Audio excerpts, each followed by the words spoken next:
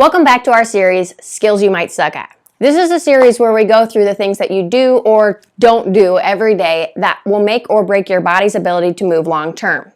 We started with breathing, and today we're talking sitting.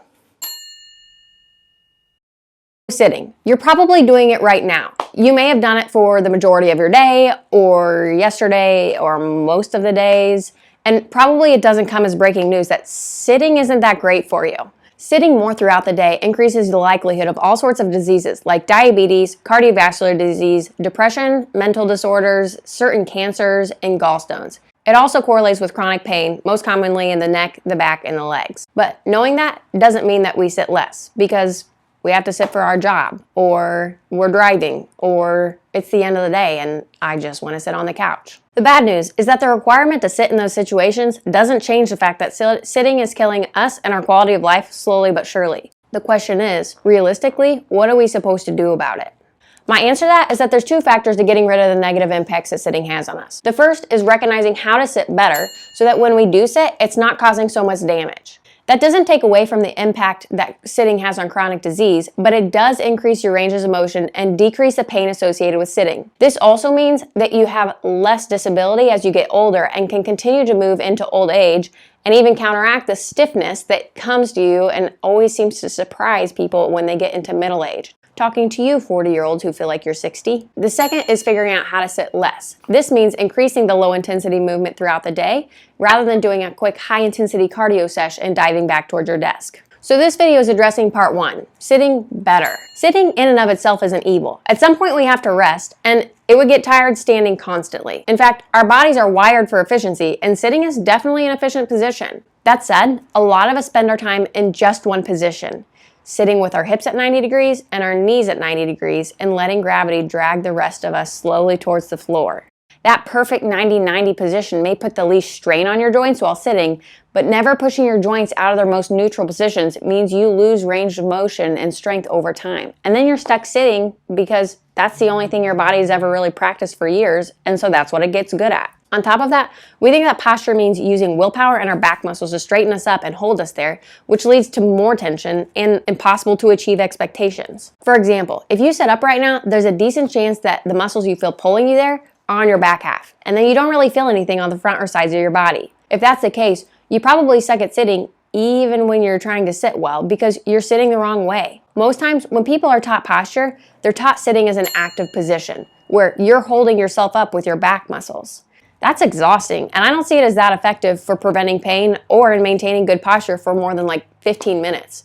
We use our brain for other things besides remembering to sit up straight, and sitting with your back muscles requires you to always consciously keep tension in those muscles. In reality, sitting well, meaning sitting the way your body is designed to sit, depends more on your hips, your butt, and your belly than it does on your back. The big secret of posture is that having good posture depends on primarily how you sit on your butt, the pressure you have in your belly, and the flexibility of your hips. It doesn't include the strength of your back muscles or constantly holding yourself backwards off your desk using tension. So what are the key components of sitting? The first is your base of support. Think about what you're resting on. If you feel like you're sitting on your tailbone, you're probably rocking your lumbar spine backwards into a slouch. This is because sitting on your tailbone means that your pelvis is rocked backwards, so that your spine doesn't stack as nicely onto your pelvis. If your lumbar rocks further backward, then the top of you have to shift forward to keep your center of gravity from making you fall back, and that tensions the back muscles even more. Sitting like this is equivalent to expecting your house to stay upright with a corroding foundation. When you're sitting, most of the pressure should be placed on your sit bones, which are the ischial tuberosities, not your tailbone. This lets your spine rest on your pelvis without needing too much tension in the muscles in your back to support it. And you can also engage your core muscles more easily to support your spine because they're not being smushed by your rib cage. As a side note here, sitting on your sit bones doesn't mean arching your low back as you sit. Arching typically means that you're on your sit bones, but you're using your lumbar muscles to hold yourself there instead of your core. And sitting really shouldn't feel like it takes effort from your back muscles at all. Excessive arching usually leads to more tension in the upper back and neck because you don't have the intra-abdominal pressure to rest them on. The second component to good posture is breathing through your belly, your core. When your pelvis is not rocked back, you create more space for the muscles in the belly to do their job. There's pressure created between your core muscles, the diaphragm, and the pelvic floor called the intra-abdominal pressure. It's not that creative, I know. When you sit with your pelvis in the right position, you allow more space to create and use intra-abdominal pressure. And that gives you a bigger column of support for your upper body to rest on. It's not just your stick of a spine and the muscles supporting it, it's the column formed by the spine and the muscles that wrap around your core, and the pressure that's inside there. We talked about this in the breathing video, so go back and watch that if you haven't watched that yet. The intra-abdominal pressure involves having slight activation of the core muscles while you're sitting to support your upper half, but not so much pressure that it changes your ability to breathe in a relaxed way or causes you to suck in your belly. It's a little like the pressure that you would create if you were trying to bear down and go to the bathroom, but with nothing too intense out of the abdominal wall or the pelvic floor. The other good news of this is that because you have a better base of support and your pelvic position isn't pushing your lumbar spine backwards, the position of your head and your shoulders changes and they come back over your body. The muscles along your spine don't have to hold you up off the computer, so they don't get near as tight. And this means that the tension in the backside of your head and shoulders gets less simply by moving your bum.